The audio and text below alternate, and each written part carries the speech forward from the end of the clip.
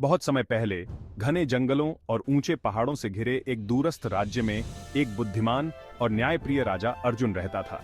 चमकती नदियां, हरियाली से भरे मैदान और आसमान को छूते हुए ऊंचे पहाड़, यह था राजा अर्जुन का राज्य। राजा अर्जुन एक बुद्धिमान और न्यायप्रिय राजा थे। प्रजा उनसे बहुत प्यार करती थी। राजा अर्जुन हमेशा अपनी प्रजा को पहले रखते थे। वो इंसाफ और दया से राज करता था। लेकिन एक दिन हिरामनी वैली पर एक सया छा गया। पास के रेशम वन से अंधेरा फैलने लगा। बचौन की हंसी की जगह अब फिकास सी बातें होने लगी। राजा अर्जुन अपनी प्रजा का डर महसूस कर सकता था। उन्हें पता था कि उन्हें कुछ करना होगा। उन्हें अपने राज्य की रक्षा करनी होगी। रेशम वन हमेशा से एक रहस्यमयी जगह रहा था। पेड़ हवा में राज की बातें करते थे। लेकिन अब वन में एक नई आवाज गूंज रही थी। एक भयानक दहाड़ सुनकर हिम्मत वाले भी कांप उठते थे। यह आवाज थी वरक की। वरक एक भयानक राक्षस था। वो डर और निराशा को अपना शिकार बनाता था। उसके पंजे जहर से भरे हुए थे। उसकी आंखें पुरानी दुश्मनी से जलती थी। जंगल के किनारे रहने वाले लोग वरक के किस्से सुनते थे। उनकी कहानियों ने हिरामानी वैली में डर फैलाया। वो राक्षस और ताकतवर हो रहा था। राजा को पता था कि उन्हें इस बुरे का सामना करना होगा। राजा अर्जुन ने अपने सभी मंत्रियों को बुलाया। वो सब दरबार हॉल में इकट्ठा हुए। मेज पर नक्शे बिछे हुए थे। राजा ने रेशम वन की स्थिति के बारे में सुना। खबर बुरी थी। वरक आतंक फैला रहा था। राजा खड़े हुए और बोले, मैं इस राक्षस का नाश करूंगा। मंत्रियों ने हैरानी से कहा, यह बहुत खतरनाक है महाराज। लेकिन राजा अर्जुन का फैसला अटल था। जब तक उनकी प्रजा दुखी थी, वो चैन से नहीं बैठ सकते थे। वो वरक को हराने का कोई न कोई रास्ता ढूंढेंगे। वो अपने राज्य की रक्षा दोएंगे। अगली सुबह राजा अर्जुन अपनी यात्रा के लिए तैयार हुए। उन्होंने शिनेदर कवच पहना। उनके पिता द्वारा भेंट की गई तलवार उनकी लेसर से बंधी हुई थी। राजा ने अपनी प्रजा को संबोधित किया। उन्होंने विजयी बेकर लौटने का वचन दिया। वो वरक के अंधेरे से अपनी भूमि को मुक्त डुएंगे। भारी मन से राजा अर्जुन रेशम वन की ओर चल पड़े। जैसे ही वे जंगल में दाखिल हुए, सूरज की रोशनी फीकी पड़ गई। पेड़ उनके चारों ओर घिरने लगे। हवा ठंडी और शांत हो गई।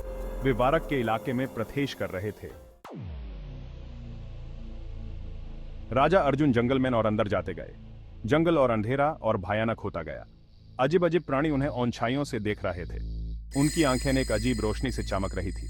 लेकिन राजा अर्जुन आगे बढ़ते रहे। उनका साहस कम नहीं हुआ।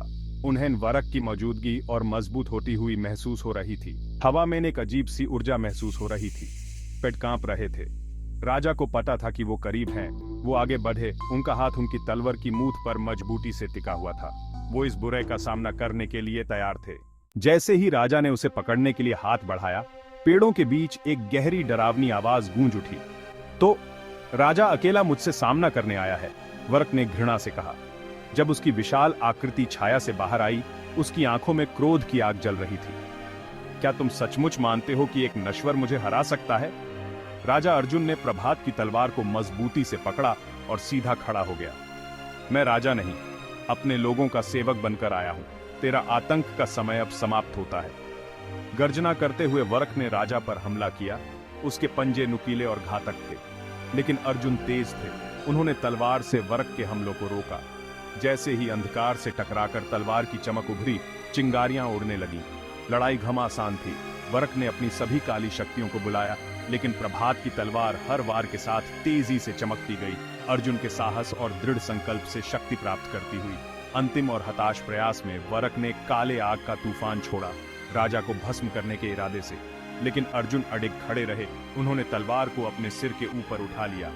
तलवार ने आग को सोख लिया और एक शक्तिशाली वार के साथ राजा ने वरक को पराजित कर दिया। राक्षस ने दर्दनाक चीख मारी और उसका शरीर काले धुएं में बदलकर हमेशा के लिए दुनिया से मिट गया। वरक की हार के साथ ही काले बादल छंट गए और जंगल धीरे धीरे ठीक होने लगा। राजा अर्जुन अपने राज्य लौटे, जहां उनके लोग खुशी और कृतज्ञता से उनका स्वागत कर रहे थे। बुरे सपने समाप्त हो गए और भूमि फिर से समृद्ध हो गई। हालांकि राजा ने एक महान बुराई का सामना किया था, वह विनम्र बने रहे। हमेशा अपने लोगों को याद दिलाते रहे कि सच्ची शक्ति दिल से आती है और अंधकार के खिलाफ खड़े होने की इच्छा शक्ति से, चाहे चुनौती कितनी भी कठिन क्यों न हो। और इस प्रकार अर्जुन का राज्य पीढ़ियों तक समृद्ध रहा और राजा और राक्षस की बहादुरी की कहानी सदियों तक सुनाई जाती रही। वो थे राजा अर्जुन बहादुर, अपनी प्रजा के सच्चे रक्षक।